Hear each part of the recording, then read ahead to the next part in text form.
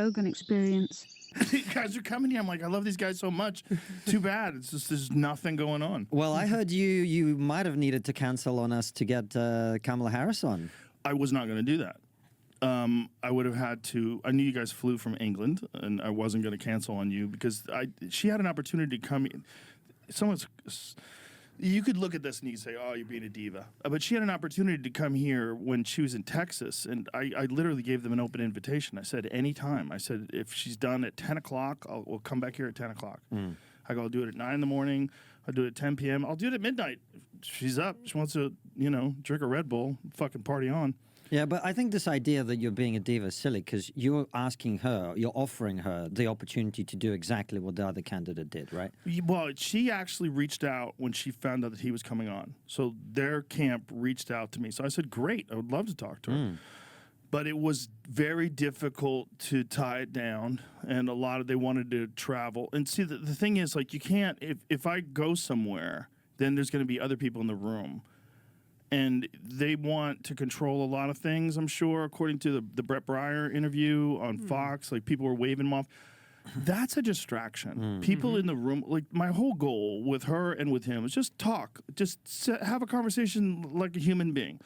You find out things about people. You get a sense of them, at least, a real sense. That was it. I don't give a fuck what we talk about. I really don't. I just want to talk to you. Who the fuck are you? Do you think they think that you're on his side and they're more wary of you? I don't know. I mean, there's just because of my appearance, there's always been this assumption that I'm some right-wing MAGA guy. I was a Bernie supporter. I am not. I'm a politically homeless person for sure. I always considered myself a left-wing person. I never thought I would ever vote right-wing.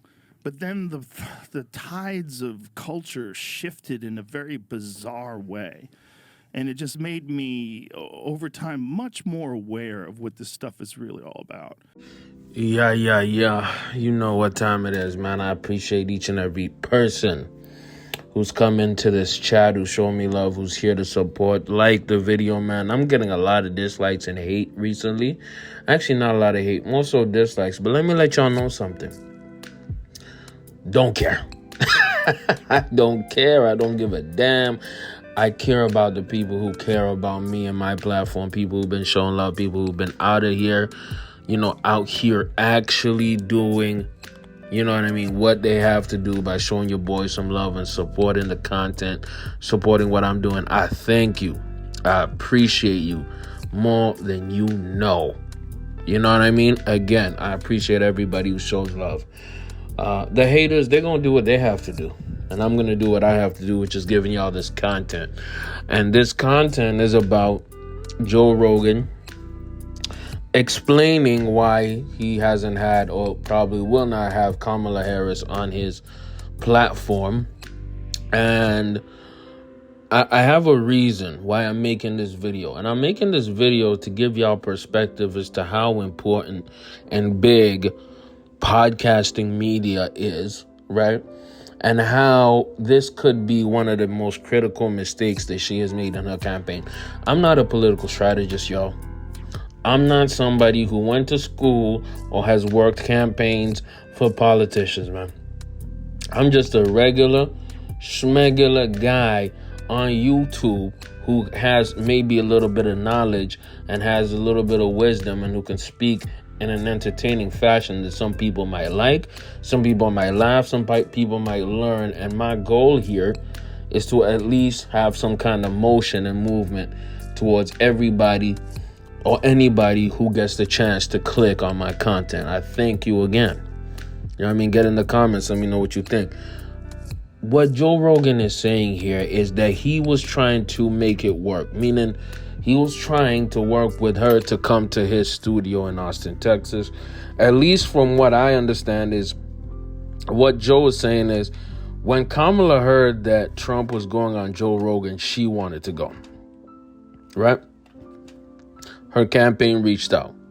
They were trying to present themselves in front of such a large audience. Keep in mind, man, Joe Rogan has had the most successful, financially successful and chart-topping podcast in the world for, I'm saying, close to 10 years now, man. Like, his motion became crazy 10 years ago. And he's had his podcast plus 10 years ago, man. He's like, it's reaching 2010, 2011-ish. You know what I mean? Dude was streaming on Ustream. I don't know if you guys know what Ustream is. And the fact remains is he has a dedicated audience of something that Kamala Harris really needs, which is men, especially white men, right? That's a demographic that her and her campaign are struggling with. So why don't you go to one of the most popular white men in your entire country and maybe the entire world? And let me tell you this. I'm going to say something controversial. Had she been on Joe Rogan, I think she would have done better than being on Club Shay Shay. Why is that? I'll make it very clear. Joe Rogan is a liberal, y'all. I would not be surprised if Joe Rogan is somehow more liberal than Shay Shay, man.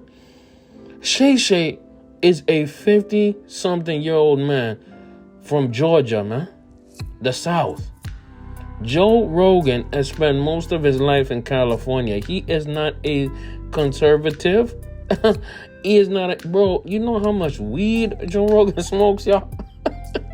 You know how many blunts? Man, Joe Rogan is a comedian, y'all. He does very horrible trash comedy. I ain't gonna sugarcoat it. But the man is in an industry where almost all of them are liberal, man. And it kind of makes sense because the medium itself is a freeing, liberal-minded media. Let me tell you something. Joe Rogan does hallucinogens. He does DMT, y'all. He does mushrooms, man. Dude is a super conspiracy theorist, man. I thought I was conspiracy theorist. Nah, bro. This dude goes harder than me. And if you know me and you're on my Patreon, or you know, I go hard in the conspiracy game. No Diddy. You know what I mean? And if you watch my live streams, I'd be going in on my conspiracy game. But Joe Rogan goes deeper than me. He's on that, man. He doesn't say it overtly, but homie is on that, you know what I mean, Alex Jones energy. And Alex Jones is one of his best friends. Alex Jones is not even that conservative. He's more of a libertarian. See, let me tell y'all something about politics, man. Politics is a scale. You understand what I'm saying?